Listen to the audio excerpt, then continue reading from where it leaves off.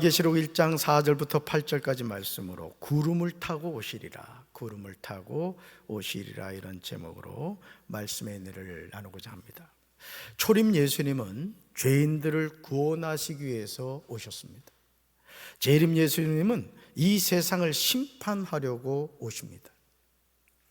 초림 예수님이 어떻게 이 세상에 오셨는가에 관하여 마태복음 1장에 예수 그리스도의 계보가 나오는데, 특히 16절에서 이렇게 나오죠. 마리아에게서 그리스도라 칭하는 누가 나시니라? 예수가 나시니라. 세리마태는 이렇게 증언하고 있습니다. 초림 예수님은 말씀이 육신이 되어 이 세상에 오셨습니다. 특히 마태복음 1장 18절부터 25절까지 예수 그리스도의 나심에 관하여 자세하게 전하고 있습니다. 18절에서 세리마태는 예수 그리스도의 나심은 이러하니라 라고 구체적으로 설명하고 있습니다. 예수님의 어머니 마리아가 남편인 요셉과 약혼하고 나서 같이 살기 전에 마리아가 성령으로 잉태된 사실이 드러났습니다. 이 당시 약혼한 사람이 다른 남자의 아기를 잉태하게 되면 그 사람은 돌에 맞아서 죽어야 하는 상황이었습니다. 그런데 마리아와 약혼한 다윗의 자손인 남편 요셉은 의로운 사람이라 약혼자에게 부끄러움을 주지 않으려고 가만히 파혼하려고 하였습니다. 요셉이 이렇게 생각하고 있는데 주님의 천사가 꿈에 요셉에게 나타나서 이렇게 말합니다. 말씀 같이 읽습니다. 다윗의 자손 요셉아, 두려워하지 말고 마리아를 내 아내로 맞아들여라. 그 태중에 있는 아기는 성령으로 말미암은 것이다. 마리아가 아들을 낳을 것이니 너는 그 이름을 예수라고 하여라. 그가 자기 백성을 그들의 죄에서 구원하실 것이다. 아멘. 사랑하는 성도 여러분, 만약 나에게 이런 일이 일어난다면 과연 이것을 받아들일 수 있는 사람이 누가 있겠습니까? 아니, 여러분의 딸이 마리아였다면 여러분은 그 상황을 어떻게 받아들이겠습니까? 그 태중에 있는 아기는 성령으로 말미암은 것이라는 말을 누가 믿을 수가 있겠습니까? 아직 잉태한 마리아가 아들을 낳게 될 것을 어떻게 알며 그 이름을 예수라고 하라는 말씀에 여러분 순종할 수 있겠습니까? 그리고 마리아를 통하여 태어날 아기가 자기 백성을 그들의 죄에서 구원하실 것이라는 천사의 말을 누가 믿으려고 하겠어요? 여러분 생각해 보세요. 오늘 우리가 하나님의 말씀을 대할 때 우리는 나와 상관없다라고 생각을 해요. 근데 만약 내가 마리아였다면, 또 내 딸이 마리아였다면, 또 내 아들이 요셉이었다면 이 문제는 심각해지는 겁니다. 그냥 관망하는 것이 아니라 정말 이거는 큰 문제가 될 수가 있는 것이죠. 그러나 정말 놀랍게도 마리아와 약혼한 요셉은요, 천사가 하는 모든 말에 토를 달지 않고 그대로 순종합니다. 여러분, 하나님의 역사는 언제 일어납니까? 말씀을 믿고 순종할 때 일어나게 되는 줄로 믿습니다. 주님의 천사는 요셉에게 이렇게 알려주죠. 같이 읽습니다. 이 모든 일이 일어난 것은 하나님이 선지자를 시켜서 이르신 말씀을 이루려고 하신 것이라. 아멘. 바로 그 말씀이 이사야 7장 14절에 기록된 말씀입니다. 예수님이 태어나시기 전 700년 전에 예언하신 말씀입니다. 우리 말씀 같이 읽습니다. 보아라, 동정녀가 잉타하여 아들을 낳을 것이니 그의 이름을 임마누엘이라고 할 것이다. 아멘. 예수님이 태어나시기 700년 전에 선지자 이사야가 예언한 내용이 그대로 이루어진 거예요. 동정녀 마리아가 성령으로 잉태하였습니다. 아들을 낳았습니다. 그 이름을 예수라고 하였습니다. 여러분, 임마누엘의 뜻이 뭐예요? 하나님이 우리와 함께 계신다, 이런 뜻입니다. 초림 예수님은 죄인들과 함께 계시기 위해서 이 땅에 오셨습니다. 마리아의 남편 요셉은 잠에서 깨어 일어나서 주님의 천사가 말한 대로 마리아를 아내로 맞아들입니다. 여러분, 이게 쉽겠습니까? 아니, 약혼한 마리아가 내 씨가 아니라 무슨 성령으로 잉태가 되었다고 하는데, 여러분, 그런 마리아를 여러분 받아들일 수 있겠어요? 그러나 요셉은 주의 천사의 말에 순종한 거예요. 여러분, 주의 천사의 말에 순종했다는 건 누구의 말에 순종했다는 거예요? 하나님의 말씀에 순종했다라는 것입니다. 그러나 아들을 낳을 때까지는 아내와 잠자리를 같이 하지 않습니다. 아들이 태어나니 요셉은 그 이름을 예수라고 하였습니다. 초림 예수님은 인류의 모든 죄를 짊어지시고 갈보리 십자가에서 2000년 전에 못 박혀 죽으셨습니다. 자신의 죄가 아니라 저와 여러분의 모든 죄입니다. 그렇기 때문에 여러분이 신앙생활을 하면서 항상 기억해야 되는 것은 죄의 문제는 내가 애쓰고 수고해서 해결해지는 것이 아니에요. 이미 2000년 전 갈보리 십자가에서 저와 여러분의 모든 죄를 예수님이 완전히 해결해 주신 줄로 믿습니다. 그래서 다 이루었다라고 말씀하신 것, 이루게 될 것이라고 말씀하신 것이 아니에요. 근데 오늘 우리가 착각하는 것이 뭡니까? 내가 열심히 노력하면 내가 구원을 이룰 수 있다고 생각하는 거예요. 아니에요. 구원은 예수님이 완성하신 줄로 믿습니다. 우리는 그 은혜를 믿고 그 은혜 가운데 예수님과 동행하는 삶을 살면 될 줄로 믿습니다. 할렐루야. 초림 예수님은 인류의 모든 죄를 짊어지시고 갈보리 십자가에서 2000년 전에 못 박혀 죽으셨습니다. 여러분, 마리아 남편 요셉은요, 잠에서 깨어 일어나서 주님의 천사가 말한 대로 아내를 맞아들였고 그 아들의 이름을 예수라고 합니다. 따라합시다. 예수. 예수. 요한복음 1장 12절에 나오듯이 우리에게 구원의 길을 제시하고 계세요. 말씀 같이 읽습니다. 영접하는 자, 곧 그 이름을 믿는 자들에게는 하나님의 자녀가 되는 권세를 주셨으니. 아멘. 사랑하는 성도 여러분, 이제 어떤 죄인이라 할지라도 예수님을 영접하고 예수님을 믿는 자는 누구든지 하나님의 자녀가 되는 권세를 얻게 된 줄로 믿습니다. 이제 죄인이 자신의 죄를 회개하면 하나님의 자녀가 될 수 있는 거예요. 요한복음 14장 6절에서 오직 예수님만이 구원자가 되심을 말씀하고 계세요. 말씀 같이 읽습니다.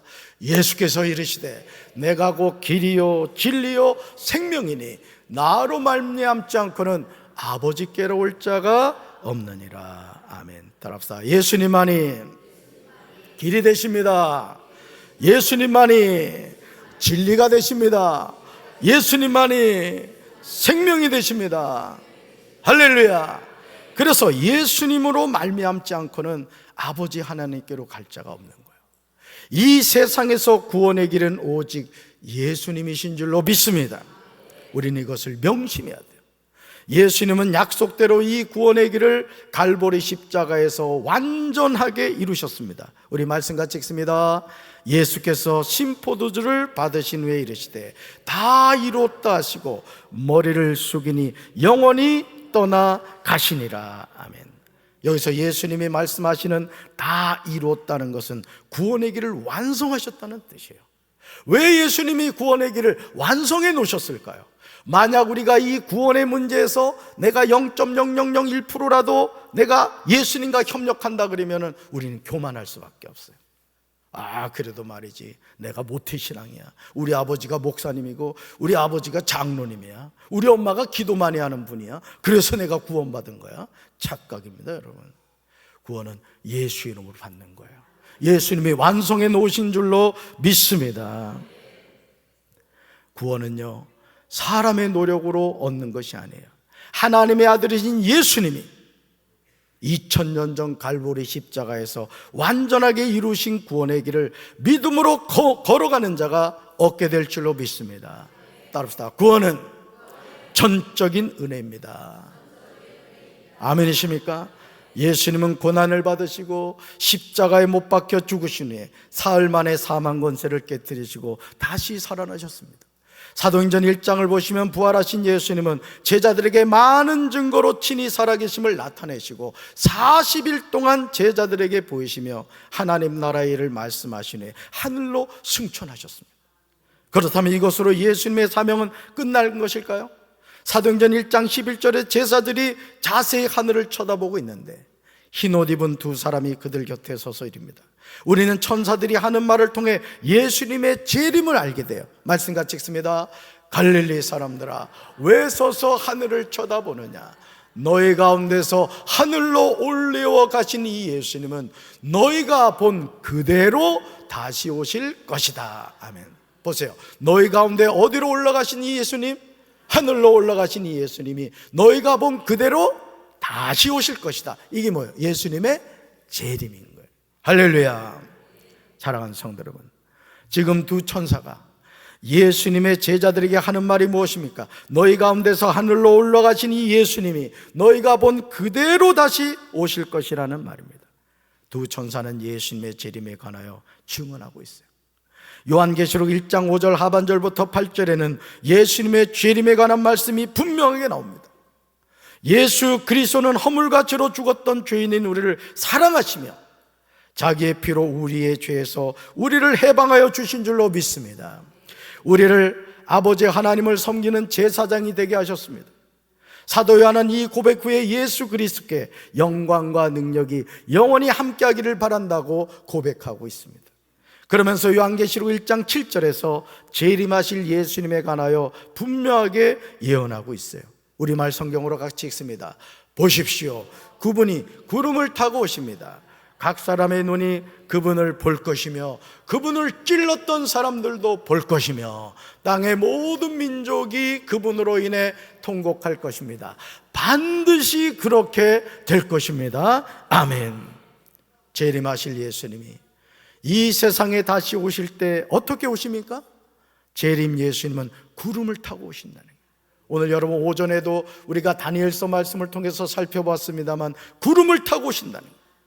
그런데 재림하시는 예수님을 각 사람의 눈이 볼 것이라고 사도 요한은 예언하고 있어요. 여러분, 초림하신 예수님은 누구만 봤어요?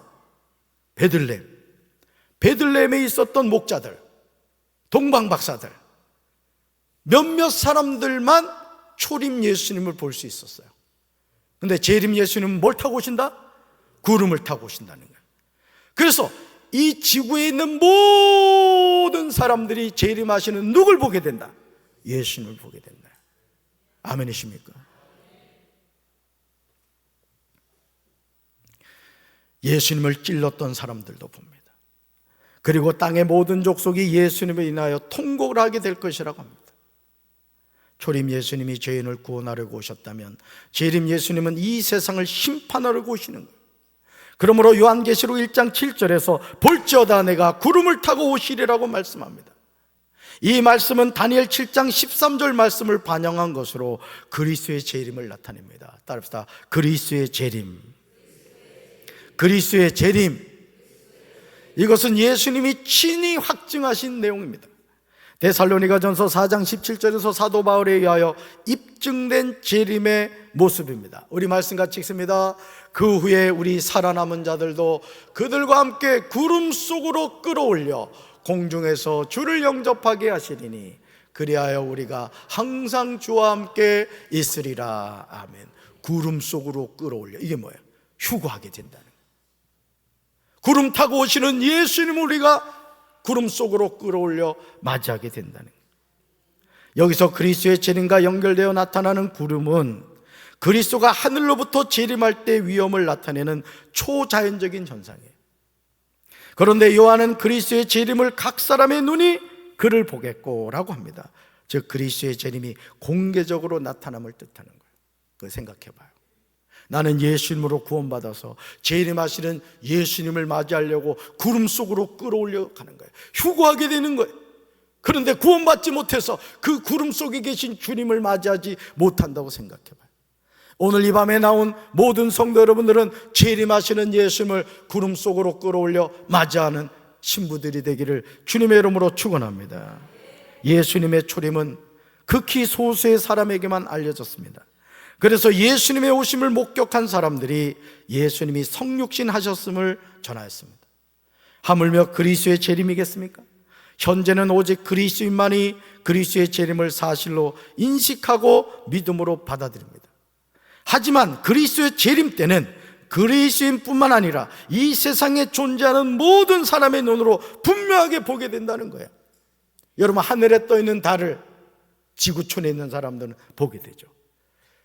그러면 목사님, 이 지구라는 곳이 이렇게 태양이 비치면 낮과 밤이 있잖아요.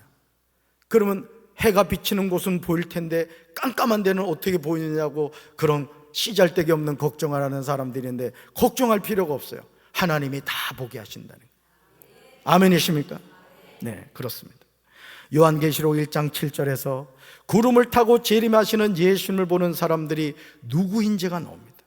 먼저 각 사람의 눈이 재림하시는 예수님을 보게 됩니다. 다음으로 그를 찌른 자들도 봅니다. 여기서 그를 찌르는 자들은 역사적으로 그리스도를 십자가에 못 박은 자들뿐만 아니라 그리스도를 인정하지 않고 도리어 그리스도를 박해하는 모든 사람을 가리킵니다. 그리스도는 이러한 모든 사람에게도 자신의 재림을 분명하게 드러내신다는 거예요. 왜요? 초림 예수는 구원하러 오셨고 재림 예수는 심판하러 오시기 때문에 그래요. 아주 명확하게 나눠지는 거예요. 구원받은 사람은 공중에서 예수님을 맞이하게 되고, 구원받지 못한 사람은 이제 예수님을 통해 심판을 받게 된다라는 것이죠. 그리스도는 이러한 모든 사람에게도 자신의 재림을 분명하게 드러내십니다. 그리스도가 그리스도뿐만 아니라 박해자를 비롯한 모든 사람에게까지 자신의 재림을 드러낸다는 사실은 그리스도 자신이 우주적 주권을 소유한 분으로서 온 세상을 공의롭게 심판하실 심판주이심을 명확하게 보여줍니다. 그런데 예수님이 재림하실 때 땅에 있는 모든 족속이 그로 말미암아 애곡하리니라고 나옵니다. 이것은 심판의 보편성을 나타내요. 여기서 그로 말미암아 애곡하리니는 그리스도의 재림 때 회개치 못한 자들의 비참한 영적 상태를 나타내는 거예요. 그래서 우리 예수 믿는 사람은 매일 회개해야 되는 거예요. 매일 자신의 죄를 회개하고 신랑 되신 예수님이 언제 오신다 할지라도 그 예수님을 맞이할 수 있는 우리 성도들 되기를 주님의 이름으로 축원합니다. 다시 말해서 종말에 이르기까지 회개치 않는 불신자들이 당할 두려움을 극명하게 보여주고 있습니다. 사도 요한은 그러하리라를 이중적으로 사용하여 그리스도의 종말적인 재림의 확실성을 강조하고 있어요. 그러하리라 아멘, 그러하리라 아멘, 이렇게 대답하죠.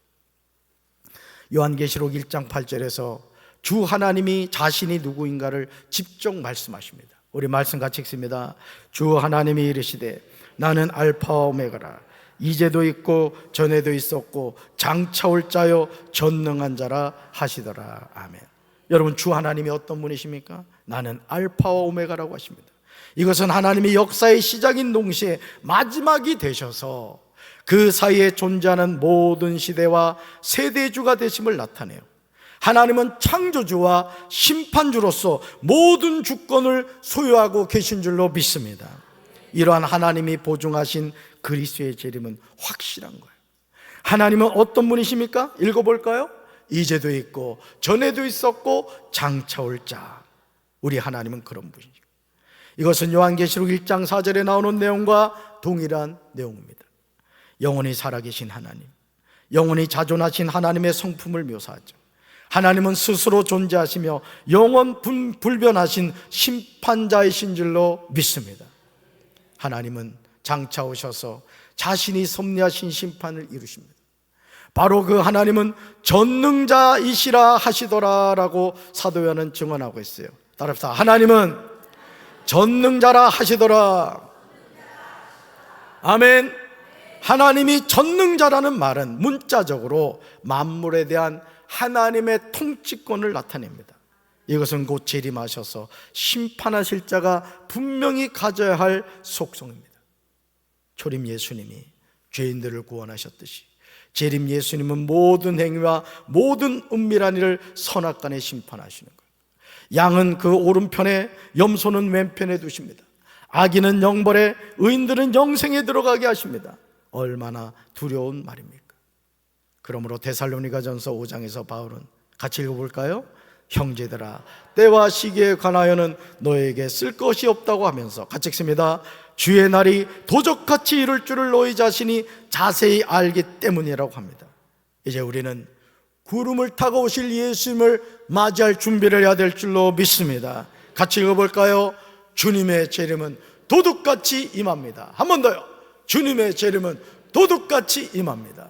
언제 오실지 우리는 알지 못하지만 항상 영적으로 깨어서 신랑 되신 예수님을 맞이할 수 있는 우리 사랑하는 성도들 되기를 주님의 이름으로 축원합니다. 가슴에 손 얹겠습니다. 사랑의 주님, 우리 예수님이 다시 오십니다. 우리 예수님이 이 땅에 다시 재림하십니다. 그날과 그때를 우리가 알지 못하지만 항상 영적으로 깨어있어 신랑 되신 예수님을 맞이할 수 있는 우리 모든 성도들이 되게 하여 주시옵소서. 이제는 우리 주 예수 그리스도의 크신 은혜와 하나님 아버지의 한없는 사랑과 성령님의 교통하심이 예수님의 재림을 믿고 믿음 안에서 승리하기 원하는 우리 사랑하는 성도들과 오늘 사랑하는 지연이 이렇게 하나님 앞에 나와 예배를 드립니다. 사랑하는 딸을 주께서 긍휼히 여겨주시고 주님의 치료의 능력으로 깨끗하게 고쳐주시옵소서. 주께서 함께해 주심을 믿사옵고 예수님 이름으로 간절히 축복하며 기도합니다. 아멘.